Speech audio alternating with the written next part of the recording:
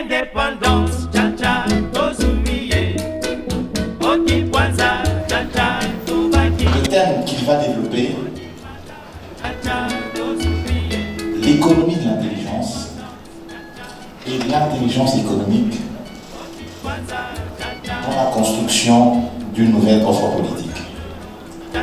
Je vais présenter l'orateur. Il est Corporate and Investment Banker. Il est détenteur d'un master en administration publique et d'un diplôme d'administration publique de l'ENA en France, obtenu avec la plus grande distinction, et d'une maîtrise en informatique de Northwest University aux États-Unis, avec mention distinction. Je vais inviter Monsieur Éric Toumba, sous vos applaudissements, son exposé. Bonjour à tous. J'étais dans la compréhension que j'allais parler le dernier, donc je suis un peu pris du cours. C'est un plaisir d'être ici.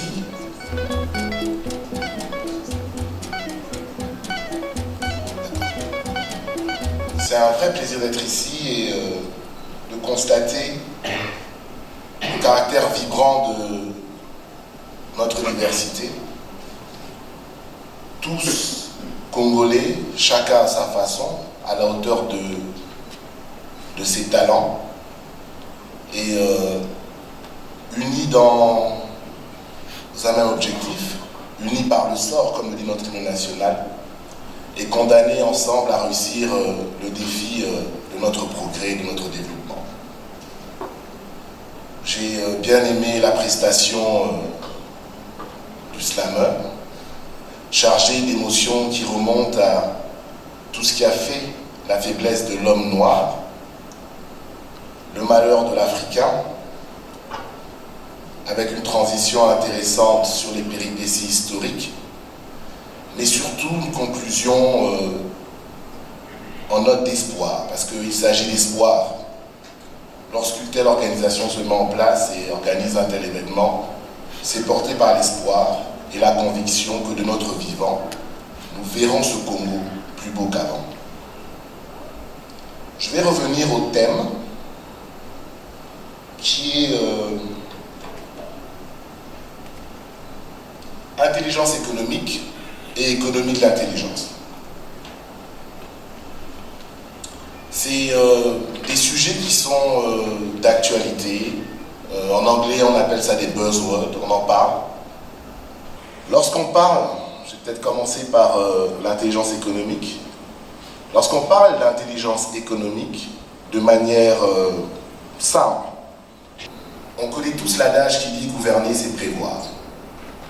L'anticipation stratégique dans le cadre de l'intelligence économique permet aux États d'avoir une certaine agilité dans un monde de plus en plus complexe et qui va se complexifier davantage, globalisé, dominé par le tout numérique et l'émergence d'acteurs qui défient notre conception d'acteurs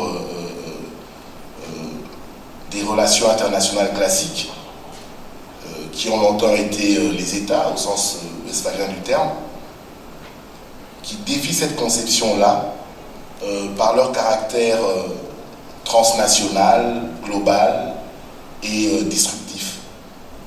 Ce type d'acteurs, vous les connaissez tous. Il y a ce qu'on appelle maintenant les GAFA, Google, Amazon, Facebook, Apple, qui défient notre conception même des modèles économiques classiques, en différenciation avec ce qui peut être perçu comme un niveau tactique. La stratégie, c'est déjà savoir, réussir à définir ce qu'on veut et établir un chemin pour y arriver. De manière triviale, vous avez une carte, vous pouvez même avoir une boussole, vous avez le nom d'avenue, mais c'est impossible pour vous, dans cette situation-là, d'arriver à bon port. Et c'est important parce que je lis ça au contexte de la journée à l'indépendance. Mais nous ne vivons pas dans un vase clos et on n'est pas dans un monde isolé. Donc il y a aussi la nécessité de se définir en termes relatifs par rapport aux autres. Aux autres dans le voisinage immédiat, aux autres sur le plan continental, aux autres sur le plan international. Se définir de manière relative par rapport aux autres, c'est savoir pourquoi on s'intègre ou pas dans un regroupement sous-régional. Et qu'est-ce qu'on va y faire? On a tous entendu de manière un peu glorifiée le lancement, la grande déclaration sur la zone de libre-échange qu'on appelle AFCTA en anglais, qui doit aboutir au marché commun africain. Malgré l'emballement de beaucoup de pays, il y en a un qui est la première puissance économique continentale, le Nigeria, qui n'a pas jugé bon, à ce stade, d'intégrer la démarche. Pourquoi? Parce que dans son analyse relative et dans son ambition de puissance, il n'en perçoit pas directement l'intérêt. En tant que Congolais, sur ce monde complexe d'alliances qui se font et se défont au fil du temps, est-ce que nous prenons le temps d'identifier nos intérêts propres et de voir dans quelle manière nos interactions avec ces différents cercles, on va dire de voisinage, nous profitent à nous d'abord? Le danger de ne pas faire cet exercice, c'est d'intégrer la vision des autres. Donc, dans cette discussion régionale, africaine, je vais prendre le prisme de l'intégration régionale, si on n'est pas à table et à notre juste place, avec une voix qui porte, avec des intérêts bien compris que l'on avance, c'est que nous sommes au menu. On va s'intégrer sans réflexion stratégique, sans projection, sans comprendre pourquoi, de manière séquencée, nous assurer que dans cette intégration-là, nous en tirons des dividendes raisonnables pour nos peuples et pour l'avancement de notre vision stratégique, comme j'ai dit, à définir, parce que je pense qu'on n'a pas encore fait l'exercice. C'est important de savoir ce que nous allons produire, sinon, dans cet engouement, on continuera, nous, à tout importer. Alors, l'intelligence économique, c'est réussir à comprendre,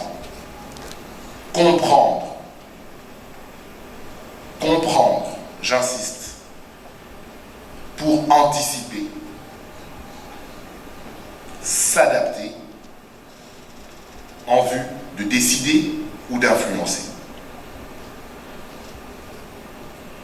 Le maître mot, quand on parle d'intelligence économique, c'est la donnée. Data, on entend tous parler de big data aujourd'hui. Comprendre signifie réussir à collecter, à protéger et à analyser. Dans notre réflexion stratégique, on doit réussir à pouvoir dire pourquoi un investisseur retraité américain de 70 ans qui a 1 milliard chez lui, pourquoi les orienterait-il au Congo? Comment est-ce qu'on les capte? Pourquoi ce milliard-là n'irait pas au Rwanda, en Zambie, en Égypte? C'est réussir à définir, à promouvoir une attractivité de notre territoire. Une attractivité au sens économique, j'entends ici. Donc le maître mot, c'est la compétition. Comment réussirons-nous à être plus attrayants que les autres? On ne le réussira que si on a un cadre cohérent qui évalue l'attractivité non seulement du Congo en tant qu'État, mais aussi de nos territoires.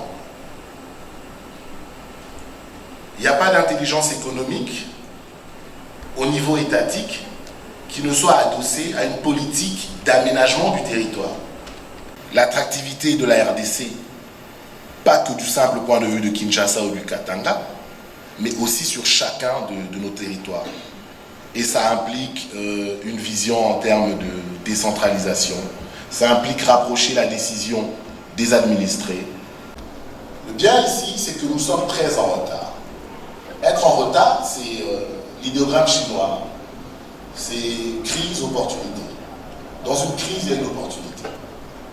Et chaque opportunité peut se transformer en crise. Le fait que nous soyons en retard doit nous permettre de mettre en place des stratégies pour avancer plus vite.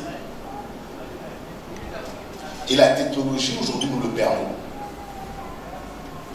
Puisque un enfant qui serait expert en coding, quelque part dans le haut où il est, peut lancer une application qui devient le prochain Uber et devenir l'un des premiers milliardaires congolais. Il faut pour cela qu'on investisse. Il n'y a pas d'économie du savoir sans le récipient qui le contient.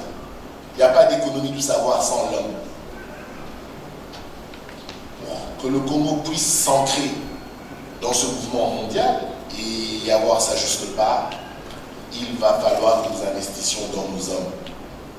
Et investir dans nos hommes, c'est changer la philosophie de nos curriculums qui font de nous, à la sortie de nos écoles, de nos universités, prioritairement des demandeurs d'emploi. C'est changer le logiciel, avoir plus le poids dans tout ce qui est entrepreneuriat, dans tout ce qui est initiative privée. Ça demande une réflexion de fond. Pour que nous nous encrions dans ce mouvement global, il faut que nous assurions que notre éducation prépare nos enfants au XXIe siècle, pas au siècle dernier. Lorsque on prend ces techniques-là, ou ces outils-là, et c'est là la nouvelle offre politique, c'est là la nouvelle donne. Et c'est un challenge pour nous parce qu'on ne parle pas que de pauvreté. Quand on parle de RDC, on parle d'extrême pauvreté. La RDC contribue à 15% au niveau mondial au taux d'extrême pauvreté. Extrême. Nigeria, 12%. Et ils le font avant l'Inde, alors qu'on n'a pas le 1/6 de la population indienne. Ça vous donne la teneur des enjeux qui nous réunissent aujourd'hui. C'est quoi un État stratège? C'est un État qui met tout en œuvre pour réussir à obtenir des dividendes économiques sur des secteurs ciblés en lien avec son ambition de puissance. Pour être un État stratège, il faut déjà savoir où est-ce qu'on veut aller en tant qu'État. Ça revient à mon commentaire d'avant. Émergence oui, émergence quoi, défini par qui, pourquoi. Une fois qu'on sait ce qu'on veut en tant qu'État, on définit un plan qui prend en compte une politique d'aménagement du territoire, comme je l'ai dit précédemment, des synergies publiques-privées. L'État stratège est un État qui reconnaît le fait qu'il ne peut pas tout. Être un État stratège suppose définir des priorités. On va faire quoi en priorité? On a des atouts qui ne dureront pas éternellement. Anticiper, c'est commencer d'ores et déjà à penser à l'après-cobalt. Puisqu'il y aura un après-cobalt. Qui mène cette réflexion en ce moment?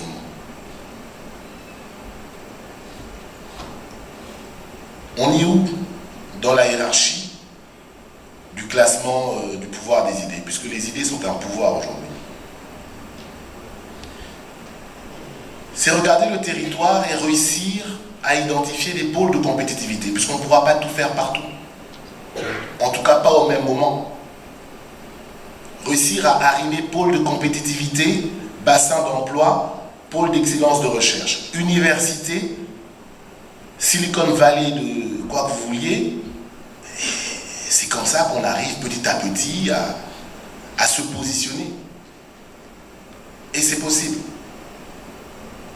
Vous imaginez que notre cuivre produit, exporté de manière semi-finie, finit parfois, rien que pour faire un câble, un câble de cuivre, finit parfois par être transformé par une câblerie kenyane. Qu'est-ce qui manque à l'État congolais, à cet État stratège, de consentir un investissement pour que nous arrivions au moins à la production des câbles? On a tous des câbles, des câbles électriques, on en a besoin. C'est notre cuivre qui nous revient. L'État stratège, c'est aussi se dire où est-ce que nous nous positionnons sur la chaîne de valeur. Dans cette chaîne de valeur-là, on ne peut plus se limiter à faire la sécurité et puis à faire le catering, à livrer les plats ou le transport. Je parlais de promotion de l'image, incitation des investissements directs étrangers, puisque nous ne sommes pas seuls, assurer le rayonnement. De ce point de vue-là, on remarque qu'il y a des nouveaux développements, ils ne sont pas toujours publics. On remarque qu'il y a de plus en plus de forums qui poussent à promouvoir l'image de la RDC. Je crois que l'ANAPI a fait une belle mue ces derniers temps en vendant ce que nous on appelle en termes financiers le risque congolais à l'extérieur, en n'allant plus dans les forums internationaux qu'en touriste, mais en ayant un stand Congo, en invitant les entreprises privées et publiques congolaises à venir faire une exhibition de leurs produits, et c'est une évolution dans le bon sens. Du côté privé, je parlerai peut-être du Makutano, qui commence à avoir un écho sur la scène internationale et qui vise à dire aux gens que Congo is open for business. Nous sommes ouverts et il y a des affaires qui peuvent se faire. Le rôle de l'État stratège, c'est réussir à reformuler ces outils d'analyse, de collecte de données, de prospective. Un message, c'est une petite vidéo, je pourrais la partager à ceux qui veulent. C'est un professeur de sciences politiques et administratives à Singapour, qui parle de Singapour, qui il y a moins d'un demi-siècle était pas mieux loti que la RDC, qui était un pays d'extrême pauvreté, mais qui grâce à un visionnaire a réussi à se transformer, et ça ne prend pas 50 ans, on a déjà 59 ans, ça ne doit pas nous reprendre 59 ans, en une décennie. Et il dit que pour lui, le secret du succès de Singapour, c'est 3 mots. Et il a toujours donné ces 3 mots à ses étudiants lors de l'introduction de ses enseignements. C'est en anglais, mais je traduirai. L'acronyme, c'est MPH. M pour méritocratie. P pour pragmatisme. Et H pour honnêteté. Et il dit c'est simple. Pour réussir le miracle de Singapour, vous devez mettre vos meilleurs fils et filles dans les positions stratégiques. Les bonnes personnes, les bons profils aux bonnes places. La méritocratie. Sans méritocratie, il n'y a pas de cadre incitatif. Pourquoi quelqu'un doit se tuer à faire 75% si dans tous les cas, quoi qu'il fasse, c'est celui qui a traficoté le diplôme ou celui qui a eu 30% qui vient et qui est en position d'impulsion? À quoi ça sert? Sans méritocratie, il n'y a pas de progrès. Donc, méritocratie, nos meilleures filles, nos meilleurs fils aux positions qu'il convient. Et c'est ça la nouvelle offre politique, Eugène. P, pragmatisme. On est trop souvent ballotté dans des idéologies communistes, socialistes, capitalistes, ou dans des appartenances politiques, opposition, majorité, centre, gauche, droit, mou, fort. On est dans tout ça. Le pragmatisme, défini selon un ancien Premier ministre chinois, c'est, il avait dit, il m'importe peu de savoir si un chat est noir ou si un chat est blanc, si mon chat attrape des souris, donc c'est un bon chat. C'est l'heure de la coalition, donc invitons tout le monde, c'est le moment. Honnêteté. Et puisque un projet bancal ne peut pas te donner 10%, comment il intègre ça dans son calcul économique? Tant qu'on aura des gens véreux et corrompus à la tête de nos institutions, publiques ou privées, il n'y aura pas de développement. Puisque la corruption est l'un des mots qui a mis l'Afrique là où elle est. Alors, je conclus avec un mot de Greg Mills. Il a été conseiller de plusieurs présidents africains, donc il a fait le tour, il sait un peu de quoi il parle. Et dans un de ses livres, Why Africa is Poor, pourquoi l'Afrique est-elle pauvre, il a donné une réponse cinglante. Après avoir fait le tour, il a conseillé beaucoup Kagame et tant d'autres. Why Africa is poor? Because its leader chose so. Pourquoi l'Afrique est-elle pauvre? C'est parce que ses leaders l'ont choisi. Soyons les nouveaux leaders qui allons sortir le Congo et l'Afrique de l'esclavage.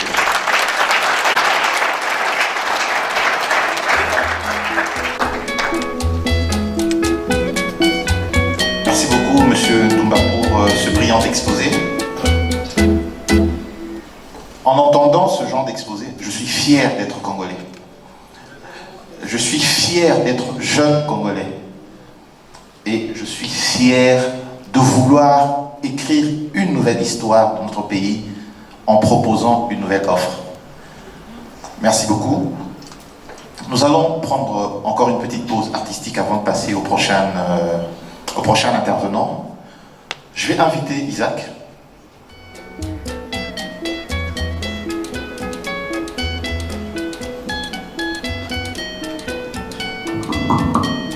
Alors bonjour. Bonjour. Bonjour. Bonjour. Ou vous l'appelez comme ça, genre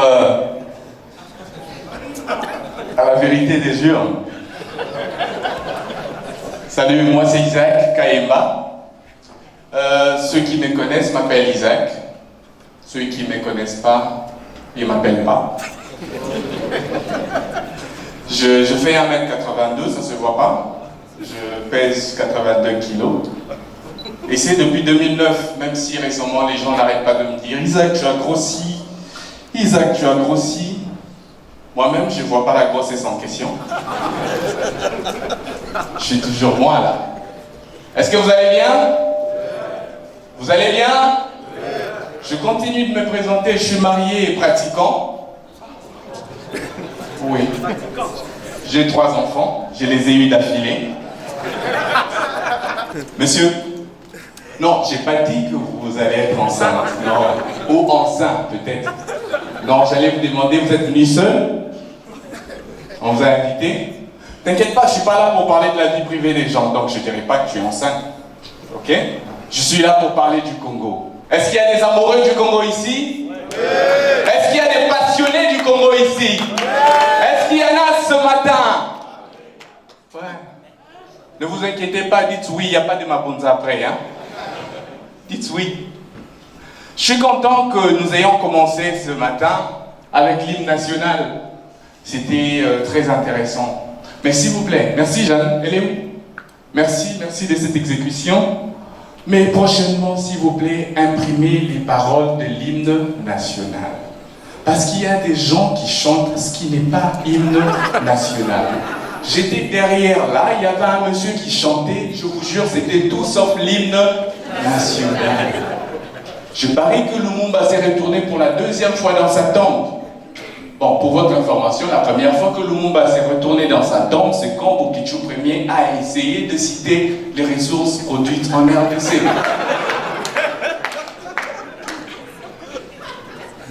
Colbat, Irianon et les Manguérés. Ça là, je dois encore trouver. Vous vous rendez compte? Alors, pour la 2e fois, Lumumba s'est retourné dans sa tombe à cause de ce monsieur. Je ne vais pas citer son nom. D'ailleurs, je ne le connais pas. Il chantait, il dit « Debout, Congolais, unis qu'à l'essor pour l'indépendance. » Je l'ai arrêté, j'ai dit « C'est quoi cette histoire? Unis qu'à l'essor pour l'indépendance ?» Parce parce qu'on t'a dit que nos pères portaient des caleçons quand ils ont combattu pour l'indépendance? Ah non, ils n'avaient pas de caleçon, ils n'avaient même pas un slip, les vieux. Ils étaient sans slip.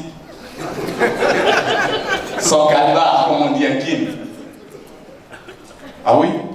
Même après l'indépendance, ils étaient toujours sans calbar. Ça, c'est pas moi qui l'ai dit, c'est le commandant belge qui s'appelle quoi? Janssens qui l'a dit.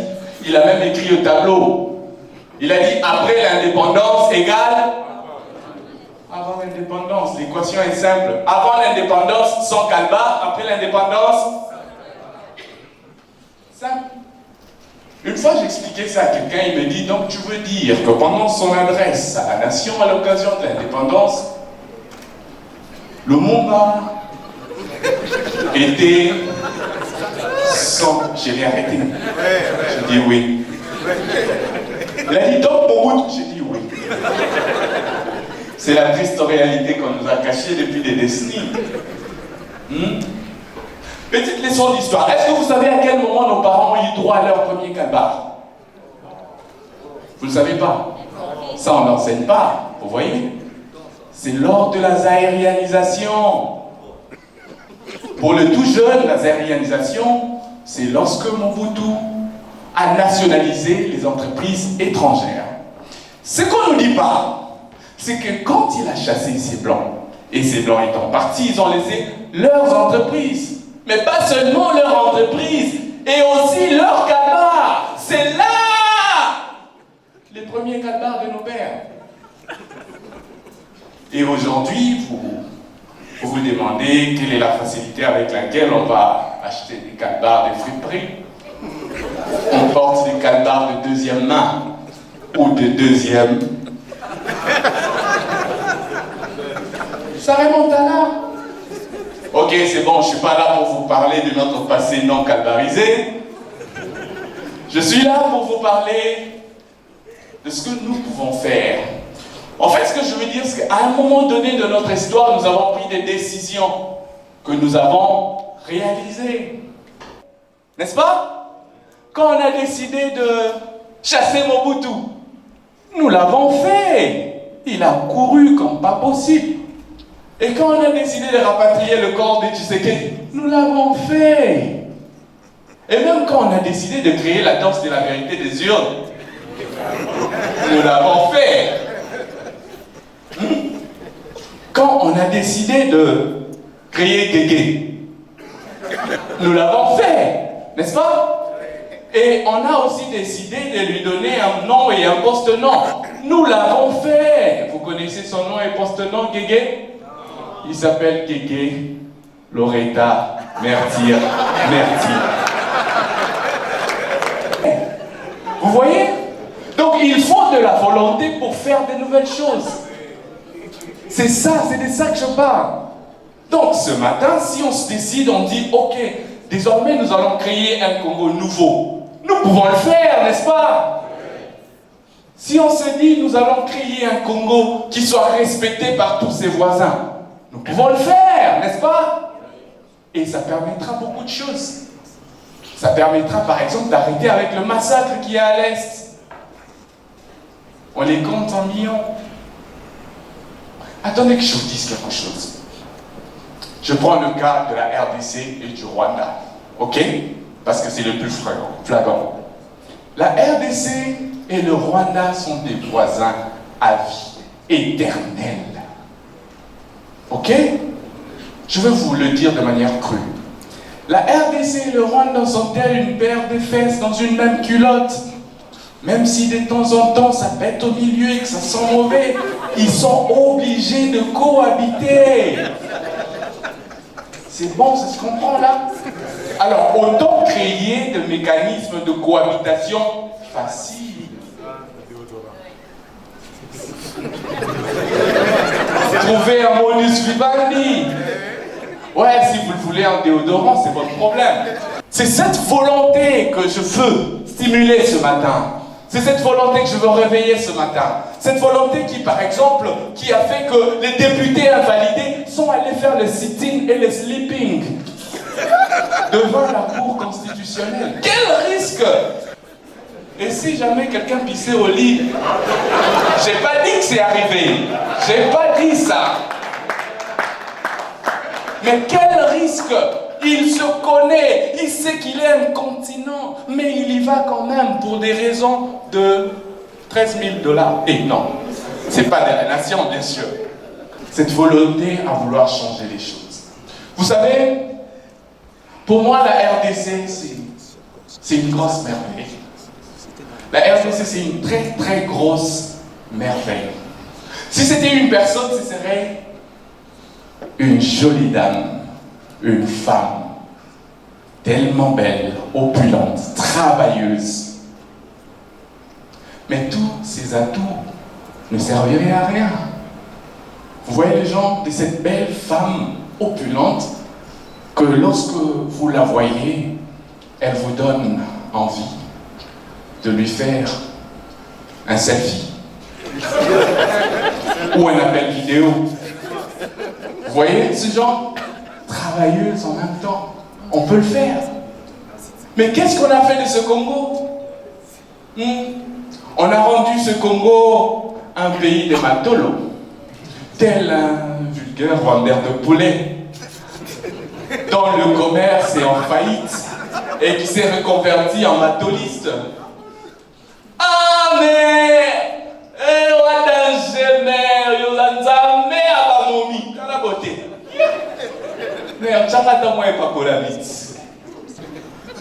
On doit mettre fin à ce Congo-là. On doit donner vie à un nouveau Congo. Un nouveau Congo où les gens bossent. Un nouveau Congo où on met en avant nos ressources, nos colbates, Irianom et les Manguéré. Et quand on va faire avancer les choses comme ça, même toute la planète nous dira merci, merci. Merci beaucoup.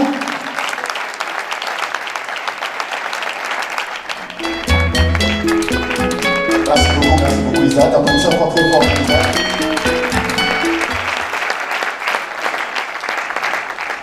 Voilà. Donc nous allons passer à la prochaine intervention. Nous avions invité Madame Marie-Josée Ifoko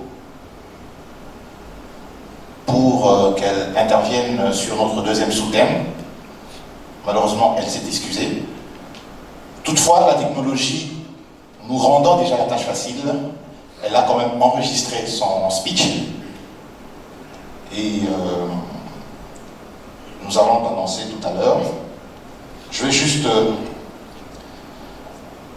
donner le thème que nous avons choisi, sur lequel Madame Marie-Josée devait s'entretenir avec nous. Donc nous avons invité Madame Marie-Josée en tant que unique femme candidate aux dernières élections présidentielles. Elle serait, on dit, porteuse, portrice. Elle porterait un message en tant que telle, parce que dans cette multitude d'hommes, elle était la seule femme à avoir déposé sa candidature au présidentiel. Le thème que nous lui avons demandé de développer, c'est la place du leadership féminin et du genre dans la construction d'une nouvelle offre politique. Elle s'est fait représenter par sa vice-présidente qui est assise avec les autres intervenants, mais par contre c'est son intervention enregistrée qui sera balancée par les médias. Donc la technique, merci de nous balancer l'intervention de Madame Marie-Josée Ifoko. Bonjour tout le monde, je voudrais d'entrée de jeu présenter mes sincères excuses de ne pas pouvoir être avec vous aujourd'hui, et cela c'est indépendamment de ma volonté, donc je vous prie sincèrement de m'excuser. C'est vrai que je ne suis pas avec vous, mais grâce à la technologie, vous pouvez quand même me suivre et écouter mon message. Donc ici, je voudrais remercier l'équipe RDC+. Merci beaucoup. Accepté de représenter Madame Marie-Josée Ifoko et nous vous accueillons au nom de RDC+. Merci de votre présence.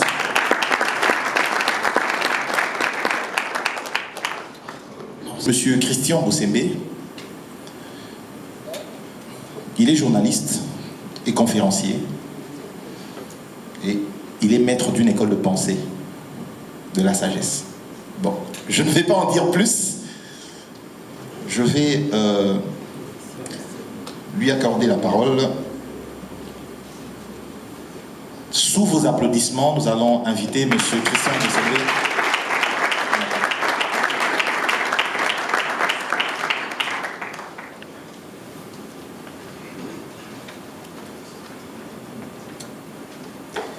Alors, je vous en prie.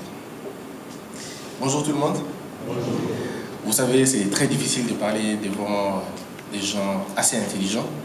Et surtout quand un de vos maîtres est dans la salle, du coup c'est la panique. Donc je pensais au professeur qui existe devant moi. Alors, je vais essayer, et quand on a de grandes personnalités devant, Madame Christelle, je salue votre combat. Alors, je commencerai par me poser une question. C'est que, quand nous regardons notre pays, comment nous le regardons en réalité? Est-ce que nous regardons ce pays comme un échec ou nous regardons ce pays comme une opportunité de réussite? Quel est le regard que le peuple a vis-à-vis de ceux qui nous gouvernent? Est-ce que nous pensons que ce sont des gens qui sont nés avec les drapeaux dans la bouche et que nous autres, nous sommes venus les accompagner? Est-ce que nous sommes, je dirais, de fait de cette mentalité de colonisation où ceux qui nous gèrent sont des papas et nous sommes des enfants, et du coup leurs femmes sont des mamans et nous sommes leurs enfants? En fait, nous avons réussi à transformer un paradis en enfer. Je crois même Dieu est étonné de la capacité avec laquelle nous avons détruit alors ce pays. Mais alors là, il y a deux choses, et c'est ce qui me fascine le plus. C'est la capacité que nous avons de nous disculper et d'être tranquilles, assis, en accusant les autres. Ça veut dire, vous avez un peuple qui accuse continuellement ses dirigeants, qui ne viennent pas d'ailleurs, qui sont leurs enfants, leurs oncles, leurs frères, leurs tantes, mais que nous accusons continuellement, et de façon alors magistrale, les autorités ont trouvé aussi une bonne parade des excuses. Eux aussi s'excusent. En fait, nous avons un peuple qui accuse et des autorités qui s'excusent. Tout en sachant que le mandat, on ne le prend pas pour s'excuser, mais pour l'exécuter. Et donc, ça produit quoi? Genre, qu'est-ce qui freine votre développement? C'est Satan. Alors, c'est Satan parce que Satan est plus méchant au Congo, il est gentil en Europe. Et du coup, nous avons créé un monde parallèle. Des irresponsables de façon générale. Qu'est-ce qui empêche votre développement? C'est parce que nous avons été colonisés par les Blancs. Pourquoi vous n'avancez pas? Le Rwanda est derrière nous. Pourquoi vous n'avancez pas? C'est toujours quelqu'un en réalité, c'est toujours quelqu'un. Ben, si c'est pas Kabila, ça doit être Joseph. Si c'est pas Joseph, alors c'est Félix maintenant. Donc, le problème doit toujours être l'autre, jamais nous. Notre indiscipline, ce n'est pas notre problème. C'est peut-être Dieu qui a voulu que ça soit comme ça. Lorsque on vient piller vos ressources à l'est du Congo, c'est les signes des temps de la fin. C'est pas nous, en fait. C'est la mort. En fait, Dieu n'est pas d'accord avec nous. Un peuple superstitieux, eh bien, c'est un peuple qui fonce tout droit dans le feu et, disons, dans l'oubli. Comment vous pouvez imaginer que le cobalt qui vit chez vous n'arrive pas à donner une industrie d'aéronautique chez vous? Ça produit par contre des calamités, des catastrophes, des problèmes. Mais le même cobalt est la source du bonheur chez les autres. Comment vous pouvez imaginer que vous avez les arbres qui quittent votre pays en état naturel? Et ces arbres vont défiler le long du fleuve Congo, on le voit, on l'entend, mais personne ne dit rien. Alors on est fort. Et puis ça va prendre la route la plus grande, pas la nuit, le jour. Ça va arriver au port et ça prend encore une autre destination. Et ça va aller en Belgique, à Anvers ou ailleurs. Et puis après, vous avez des autorités qui vont dédouaner des containers de papier mouchoir, s'il vous plaît. De papier duplicataire. En même temps, vous avez les dérivés de bois extrêmement chers chez vous, alors que c'est vous qui en êtes des producteurs. Et aujourd'hui, le Rwanda peut avoir une usine de l'or, de raffinerie de l'or, à 5 millions de dollars. Mais chez vous, vous avez quelqu'un qui, vous avez fait de lui député, il a 30 millions de dollars de la SNEL. Alors si nous n'arrivons pas nous-mêmes à identifier le vrai problème, alors je me pose la question, quand est-ce qu'on sortira de ce problème? J'ai comme l'impression que on est à l'aise dans cette situation. Et le Congo, c'est le plus beau discoureur du monde. À donner au mal des noms, mais pas à donner au mal le remède. Nous n'arrivons qu'à identifier les choses, mais jamais à apporter une solution à ce problème-là. Nous voulons le changement, mais ça commence par l'autre, pas par nous. Nous voulons qu'on arrête tous les voleurs, mais pas ceux de notre famille.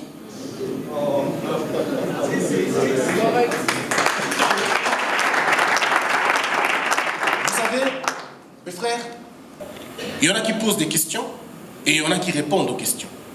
Mais nous nous sommes arrangés pour ne pas être en contact avec ceux qui répondent aux questions. Nous nous sommes arrangés à écouter ceux qui se posent des questions ou ceux qui font des constats, et nous les aimons d'ailleurs beaucoup. Ce sont eux qu'on appelle des intellectuels chez nous. Quel est le plaisir qu'un professeur a à voir tout un auditoire échouer? En fait, on est un pays à l'envers. En réalité, dans un pays sérieux, lorsque les élèves échouent dans un auditoire, c'est le professeur qui échoue. Mais chez nous, le professeur le plus fort, c'est celui qui fait échouer les élèves.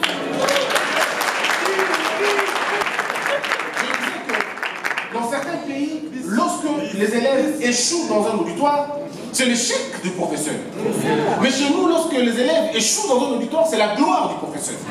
Alors je me pose une question, quel est le plaisir que le prof a de voir les élèves échouer?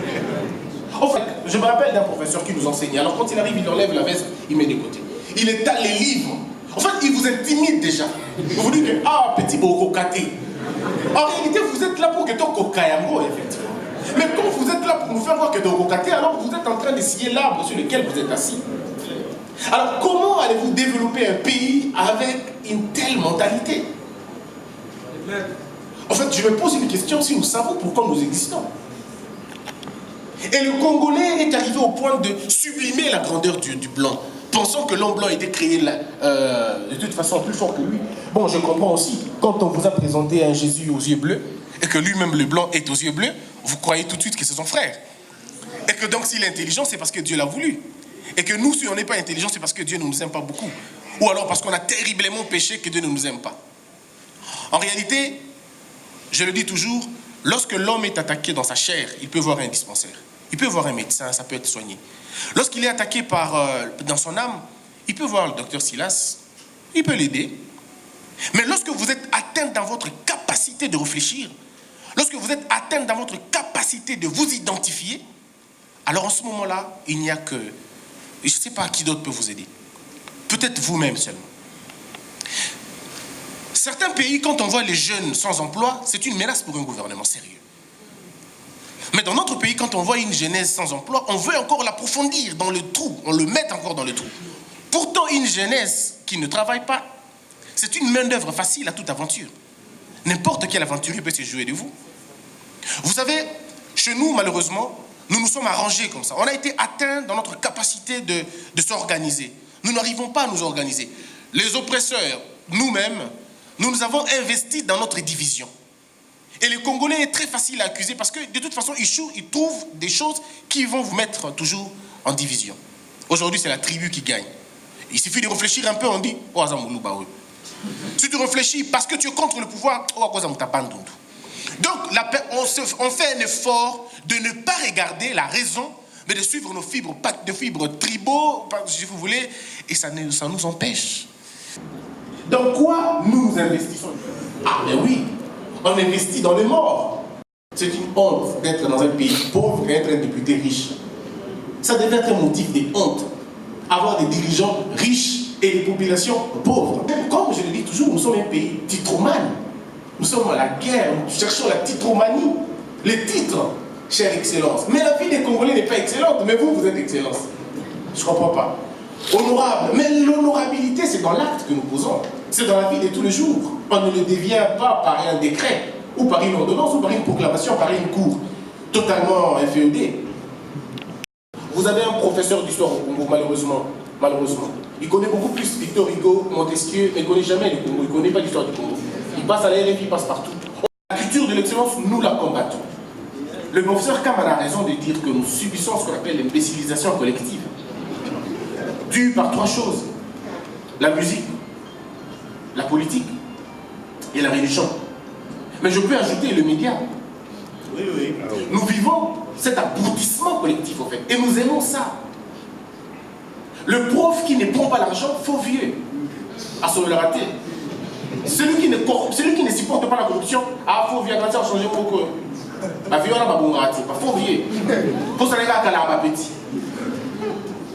Vous comprenez? Mais celui qui dit non à la corruption, qui dit oui à la corruption, voilà, vrai vieux. Viens sur la qui top. En fait, en réalité, c'est quoi? C'est que ce sont les architectes qui s'arrangent à acheter de quoi? La conséquence, 10 ans plus tard, vos maisons ne tiennent pas 3 ans. La corruption. La corruption, si elle était un homme, la corruption, elle est obèse.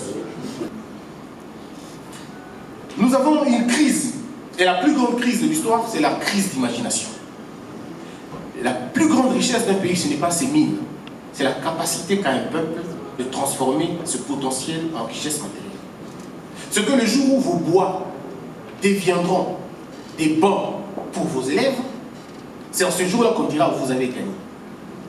On est tous d'accord aujourd'hui que nous perdons beaucoup plus d'argent en important. On perd beaucoup plus. C'est-à-dire que nous sommes dans un pays où un président est tranquille, il est à l'aise chez lui. Votre pays va se développer s'il rend le culte au travail. Et le vrai travail. Pas le travail du tourisme, non. Pas le travail avec la mentalité des fonctionnaires. Parce que lorsque vous allez aujourd'hui en Chine, lorsqu'un enfant a fini à New Delhi et qu'il est embauché par l'État, cet enfant est malade. Il est malade. Parce qu'on a arrêté sa capacité d'innover. Là, ils veulent innover dans des secteurs, autres secteurs que celui de l'État. Mais chez nous, nous avons été formés dans notre système éducatif pour être des fonctionnaires de l'État. Et du coup, dans notre mentalité, c'est la mentalité des bureaucrates. Vous comprenez? Nous aimons le bureau, la salle climatisée, nous aimons donner les chefs. Parce que vous savez, pourquoi on veut tous devenir les chefs? Tout simplement parce que le chef ne paye pas d'impôts. Le chef, lui, ne paye pas d'impôts. De toute façon, il n'est pas dans les embouteillages. S'il trouve l'embouteillage, il prend l'essence unique. C'est lui le chef, de toutes les façons. La loi, ce n'est pas pour lui, la loi, c'est pour les autres.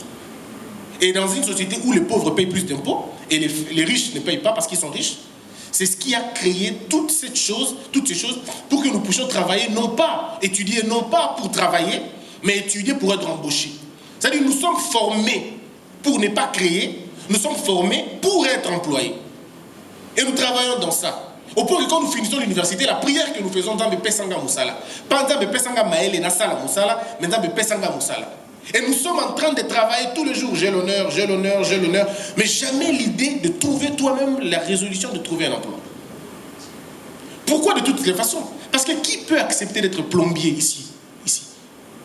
Demandez à votre papa, papa, je vais devenir pompier. Mais il va aller prier en disant, le métier le plus respectable en Europe, en France, c'est le pompier. Ils sont très respectés là-bas. Nous avons jeté l'opprobre à tous ces boulots-là. On a fait de ce boulot-là de saux métiers. Il y a des parents qui font vivre leurs enfants en Europe ou aux États-Unis parce qu'elle est ou maman est nettoyeuse. Tout simplement ça. Elle nettoie l'université, elle est dans ça. On les appelle des techniciens de surface ou toute autre chose, qu'on a trouvé des mots. Mais c'est des gens respectables. Mais chez nous, ce n'est pas le cas. Qu'est-ce que nous voulons, nous, être? Professeurs en droit. Parce qu'à tout moment, quand on posera la question, monsieur, comment on vous appelle? Professeur. Ce n'est pas les noms, c'est un titre. Parfois, on veut parler amicalement. Mais on vous appelle comment? Je m'appelle Docteur Silas. Non, on vous appelle Monsieur Silas. Parce que même quand il se présente, il pense que c'est un Longoli qui... Comment on vous appelle? Honorable Christelle. Parce que dans sa tête, pas vous, madame, hein, mais les autres, ils pensent que si il enlève l'honorable, ce n'est plus lui, quoi. Le jour où nous allons faire que la fonction suive les gens et non l'inverse, le Congo va se développer. En fait, vous n'avez pas besoin qu'on dise que vous êtes ministre. Faites des choses qui feront voir que vous êtes ministre. Vous n'avez pas besoin qu'on dise que vous êtes intelligent. Produisez. On saura que vous êtes intelligent. Puisse Dieu vous bénir, que la peur quitte vos esprits et que Dieu vous